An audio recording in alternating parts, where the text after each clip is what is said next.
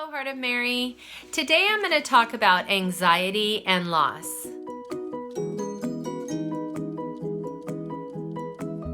All my life, I've been Daddy's girl. And if you looked at pictures in my mother's home, you would see that every picture with my dad, I seemed to weasel my way right next to him. My dad was a huge light in my life. He walked through the door at the end of the day, and I remember running into his arms with such joy. When my dad got sick, we were given the gift of time. My dad decided with his cancer that he wasn't going to do any treatment, so we knew what we had a handful of weeks to spend time with him. Living 2,000 miles apart was very difficult. It was so hard on my heart. But I knew that he knew that I loved him. And a couple days before he died, he called again to say goodbye. And I asked my mother if I should come, and she said yes, that would be a good idea. Myself, my mother, and my sisters helped my father in the last step of his life, which is that beautiful corporal work of mercy, which is to assist the dying. And we helped him to cross over to that next place that he was going. What a precious gift that was. What an absolute gift that was to be able to share in that, as he had been such a precious part of every aspect of my life. Friends, it is no surprise that when my dad died, I went down a physical path that was devastating to my life. It wasn't instant, it took time, but it felt like it came on me like a lion, and I had no control. Anxiety is a beast that steals everything from you. It robs your joy. It completely threatens every place that you love. It threatens every person that you're around. It wants in every way for you to stay under the covers and not get out of bed. Somewhere in those dark days, somebody said to me, "Don't let your suffering go to waste." Do not let your suffering go to waste. And so what I found in the years, because it's been 12 years, what has been so powerful for the suffering that I endure sometimes on a daily basis, is to offer it up. To offer it up for someone that's on my heart for that day, or offer it up for the poor souls in purgatory. That's just a no-brainer. My heart experienced the greatest despair in losing my father, my daddy, the man that was my model, the man who was the representative for all men in my life, who stood tall, who shined a light in any room that he walked into. All of a sudden, he was gone.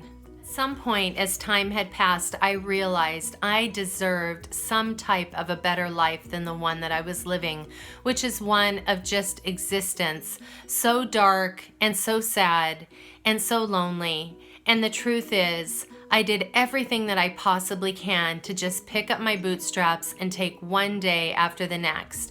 And I've said this before, this is what it took.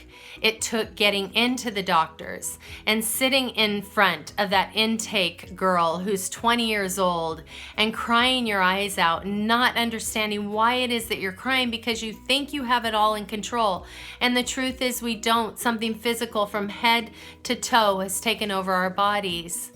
And so we sit there and we cry as we try to describe to her what it is that's going on within our body. And then we go see that doctor that gives us the medicine that's going to best work for us. And then we go to our pastor. We go to a pastor that we knew from years before. We find whatever priest we can possibly find that is willing to sit and listen to the pain that is crying out in our heart. And we get knee to knee with that priest. And they remind us that we are in the fire, just like Daniel 5 says. We are in the fire. We need to keep singing. We need to keep dancing. No matter what, we have to keep doing that. And then, of course, we've got the therapy that follows as well. And I promise you, it's what can make us feel whole again. God doesn't want this for me. He doesn't move me around like a chess piece and say, "Hey, I'm going to make her feel really awful today," or "Hey, I'm going to make her feel less than what she is." This beautiful, vibrant person who can offer something to the world in my name. He loves me more than I could even explain. He adores me.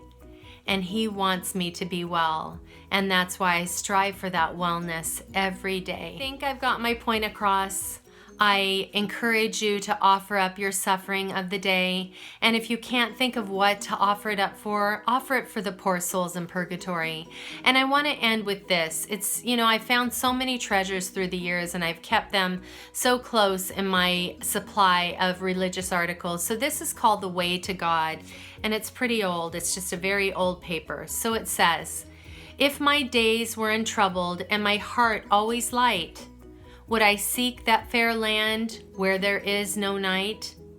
If I never grew weary with the weight of my Lord, would I search for God's peace at the end of the road? If I never knew sickness and never felt pain, would I reach for a hand to help and sustain? If I walked not with sorrow and lived without loss, would my soul seek sweet solace at the foot of the cross? If all I desired was mine day by day, would I kneel before God and earnestly pray? If God sent no winter to freeze me with fear, would I yearn from the warmth of spring every year? I ask myself this, and the answer is plain. If my life were all pleasure and I never knew pain, I'd seek God less often and need Him much less. For God sought more often in times of distress, and no one knows God or sees Him as plain as those who have met Him on the pathway of pain. With all my heart, I am so close to God when I'm found in that suffering. The truth is, He wraps His arms around me and holds me so close and helps me to walk every day on a peaceful path. God bless you all. And I pray for you, and I pray for a beautiful day. Bye, everyone.